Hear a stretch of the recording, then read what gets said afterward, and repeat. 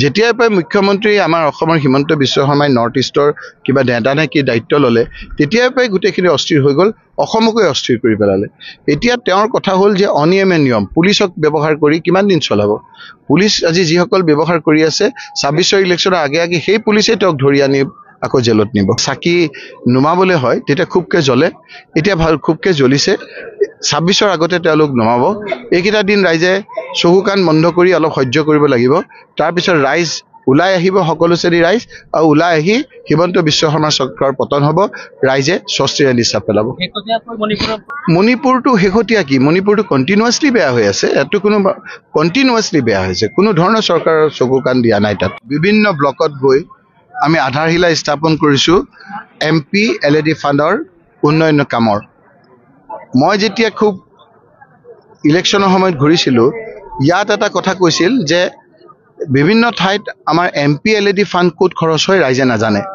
সেইকাৰণে মই ঠিক কৰিছিলোঁ যে ৰাইজে জনাকৈ, ৰাইজে দেখাকৈ আধাৰশিলা স্থাপন কৰিম, কিমান টকা ধাৰ্য হৈছে এই কথাখিনি ক'ম, আৰু সেই টকাৰে আমি ৰাইজে কি কাম কৰিছে সেই কথাখিনি ক'লে ট্ৰেন্সপাৰেণ্টলি ৰাইজে জানিব পাৰিব।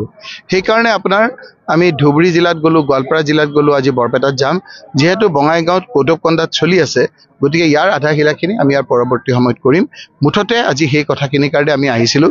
লগতে আজি NGO এখন সভা পাতিলে, আহি দেখিলোঁ যে ইয়াত ছোৱালী বহুত আহিছে, ছাত্ৰী বহুত আহিছে। অৰ্থাৎ এই অঞ্চলবিলাকত স্কুলত ছাত্ৰী বেছিকৈ যোৱা আৰম্ভ কৰিছে। এইটো এটা শুভ লক্ষণ।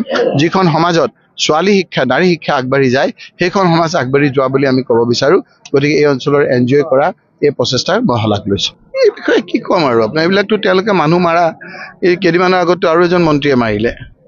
হিমন্ত বিশ্ব শৰ্মাৰ ৰাজত্বকালত মানুহৰ মূল্য কমি গৈছে, মানুহৰ মূল্য কমি গৈছে। তেওঁৰ চিণ্ডিকেট, দুৰ্নীতি, সেইবিলাকৰ মূল্য বাঢ়ি গৈছে।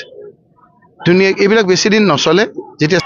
যেতিয়াৰ পৰা মুখ্যমন্ত্ৰী আমাৰ অসমৰ হিমন্ত বিশ্ব শৰ্মাই নৰ্থ ইষ্টৰ কিবা নেতা নে কি দায়িত্ব ল'লে তেতিয়াৰ পৰাই গোটেইখিনি অস্থিৰ হৈ গ'ল, অসমকে অস্থিৰ কৰি পেলালে। এতিয়া তেওঁৰ কথা হ'ল যে অনিয়মে নিয়ম, পুলিচক ব্যৱহাৰ কৰি কিমান দিন চলাব। পুলিচ আজি যিসকল ব্যৱহাৰ কৰি আছে ২৬ ইলেকশ্যনৰ আগে আগে সেই পুলিচে তেওঁক ধৰি আনি আকৌ জেলত নিব। চাকি নুমাবলৈ হয় তেতিয়া খুবকে জ্বলে, এতিয়া ভাল খুবকে জ্বলিছে। ২৬ আগতে তেওঁলোক নমাব। এইকেইটা দিন ৰাইজে চকু কাণ বন্ধ কৰি অলপ সহ্য কৰিব লাগিব। তাৰপিছত ৰাইজ ওলাই আহিব, সকলো শ্ৰেণীৰ ৰাইজ, আৰু ওলাই আহি হিমন্ত বিশ্ব শৰ্মা চৰকাৰৰ পতন হ'ব, ৰাইজে স্বস্তিৰে নিশ্বাস পেলাব।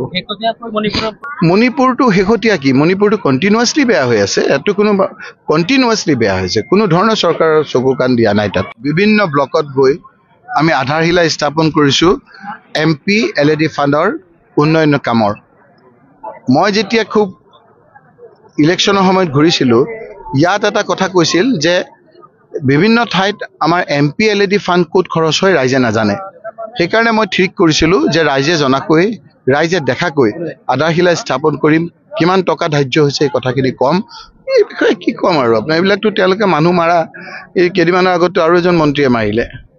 হিমন্ত বিশ্ব শৰ্মাৰ ৰাজত্বকালত মানুহৰ মূল্য কমি গৈছে, মানুহৰ মূল্য কমি গৈছে। তেওঁৰ চিণ্ডিকেট, দুৰ্নীতি, সেইবিলাকৰ মূল্য বাঢ়ি গৈছে।